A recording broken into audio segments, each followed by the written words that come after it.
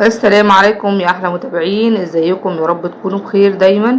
لو مش عندك قلاية هوائية او مش حابة تشتري واحدة، ما تقلقيش، النهاردة جايبالك افكار بسيطة هتخلي اكلك يقرمش ويستوي من غير نقطة زيت تقريبا.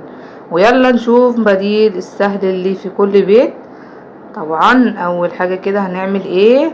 هوريكم اللي احنا ممكن نعمل مثلا بطاطس بدون قلاية هوائية، ودي اقرب حاجة احنا بنستخدمها ومش عايزين فيها اي زيت. طبعا بتقشري البطاطس وبتعمليها زي ما انتي حابة، شيبسي، صوابع، اي حاجة. وانا وريتكم اللي انتوا المفروض لو في بطاطس مزرعة الايام دي تتجنبوا ايه وتاكلوها لو خضرة او مزرعة. فانتوا اتفرجوا على الفيديو ان شاء الله هيعجبكم. حاجات في ناس كتير ما تعرفهاش، فاستغلوا الفيديو واتفرجوا عليه. النهاردة بقى هنعملها صوابع كده ونحاول نخليها صغيرة مش تخينة عشان تطلع معاكي مقرمشة. لو بتحبيها مقرمشة فلازم تخليها كلها زي بعضها كده، وتكون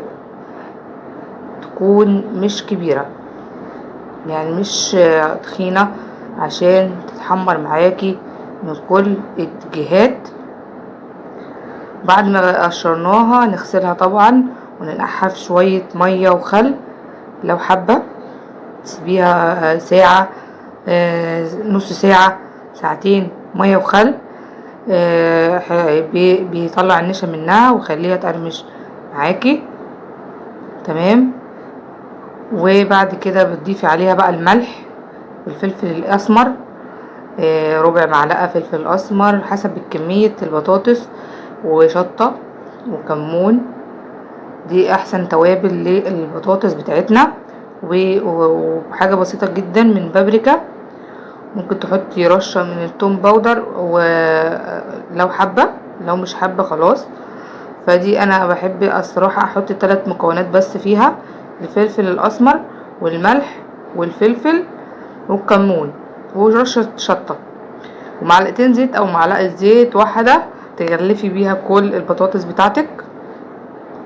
تغليفة اللي انتوا شايفينها دي هي الخطوة المهمة بقى في اي حاجة تستخدميها. بروكلي، اي حاجة عايزة تشويه، بتنجان، بطاطس، ما تكدسيش الصينية اللي احنا هنحط فيها.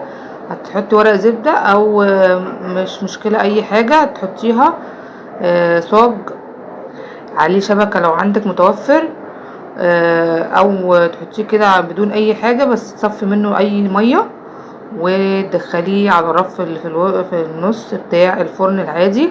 الفرن العادي او الكهرباء افضل بديل للقلاية الهوائية. طريقة: تسخني الفرن على درجة حرارة 200 او 220 درجة مئوية، وافردي الاكل في الصاج مفروش ورق زبدة، او لو مفيش ورق زبدة هنرش رشة خفيفة من الزيت. وكل شوية عشان يطلع متحمر نقلبه. وبرضو البتنجان نفس الحكاية، اي حاجة عايزينها بتطلع الاكل مقرمش جدا وينفع لكميات كبيرة موجودة في كل بيت. طبعا الفرن لو ما عندكيش فرن عادي، فرن صغير ويمشي معانا برضو ممتاز. لكن الكمية بتبقى صغيرة وعايزة النتيجة سريعة زي القلاية، يتسخني اسرع ويوفر الطاقة. ينفع جدا للبطاطس والبروست وبانكيك، وحتى الكيكة برضو ممكن تعمل فيها. وممكن المقلاية على النار او مصفى او شبكة زي كده. لو مش عندك فرن ممكن تقلي بدون زيت غزير باستخدام المقلاية تيفال او جرانيت. والطريقة: تفردي طبقة خفيفة من الزيت وتحطي اكل جوه الطاسة علشان تقلي بدون اي احتياج للزيت مباشرة. طبعا وعندكم الميكروويف، ناس كتير جدا عندها ميكروويف ممكن تستخدمه بديل. ينفع لتسخين الاكل وتحمير بسيط لو عندك ميكروويف حديث.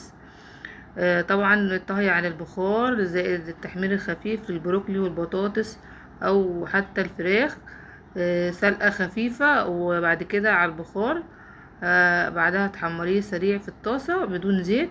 مش هيحتاج معاكي زيت لما تسلقيه نص سلقة.